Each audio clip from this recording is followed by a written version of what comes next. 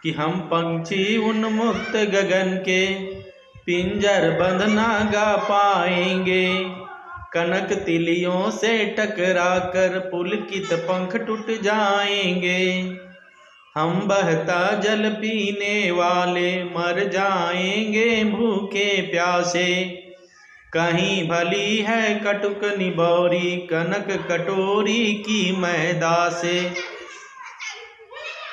इसमें कवि कह रहे हैं कि हम पक्षी उन्मुक्त गगन के, हम जो पक्षी हैं ये खुले आकाश में उड़ने वाले पंछी हैं और पिंजरे में बंद होकर के हम नहीं गा पाएंगे।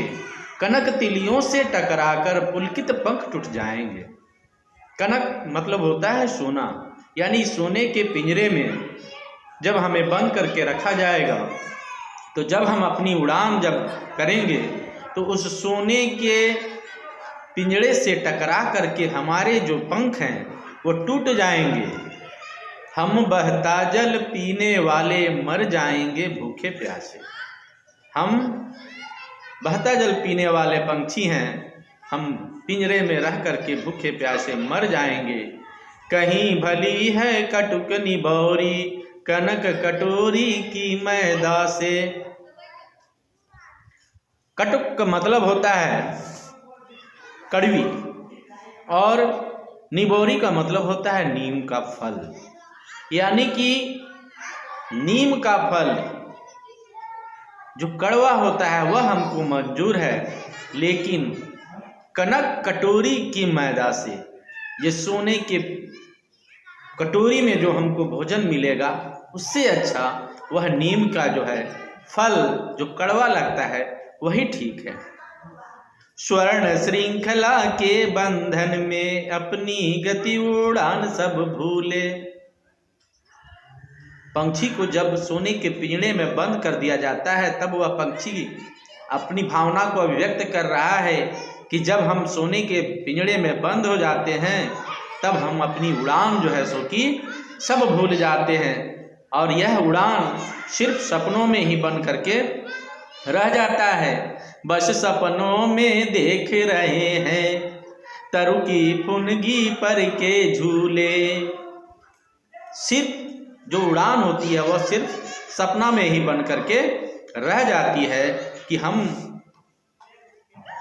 पौधों के बड़े बड़े पेड़ों के डालियों के फुनगियों पर हम झूल रहे हैं, यह मात्र एक सपना ही बन करके रह जाता है।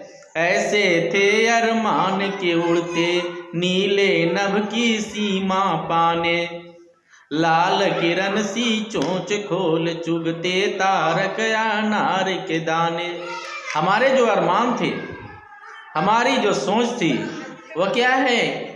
वह थी कि ऐसे थे अरमान की उड़ते नीले नभ की सीमा पाने। ये आकाश जितनी दूरी तक गई है उस आकाश की अंतिम छोर तक जाने की अरमान हम में थी कि मैं जब उड़ान भरूं तो सबसे ऊपर तक जाऊं। लाल किरण सी चोंच खोल चुगते तारक अनार के दाने। और ये जो लाल जो चोंच है उस लाल चोंच से हम अनार के दाने को चुगते। होती सीमाहीन क्षितिज से इन पंखों की होड़ा होड़ी। या तो क्षितिज मिलन बन जाता या तनती सांसों की डोरी। होती सीमाहीन क्षितिज से, क्षितिज मतलब होता है आकाश, और सीमाहीन यानी कि एक सबसे अंतिम छोर तक जहाँ पर सीमा न हो, जहाँ पर धरती और आकाश का मिलता हुआ प्रतीत हो। या क्षितिज मिलन बन जाता या तन तो सोनत की डोरी। या तो क्षितिज मिलन बन जाता या तनती सांसों की डोरी। कवि कह रहे हैं कि यह आकाश और क्षितिज ये दोनों के बीच में जो मिलन बन जाता या तनती सांसों की डोरी या हमारी मौत हो जाती। नीड़ न दो चाहे टहनी का, हमको घोंसला मत दो, आश्रय छिन भिन कर डालो, हमारे घोंसला को भी तोड़ ताड़ डालो, कोई दिक्कत नहीं है। लेकिन पंख दिए हैं तो आकुल उड़ान में विघ्न न डालो।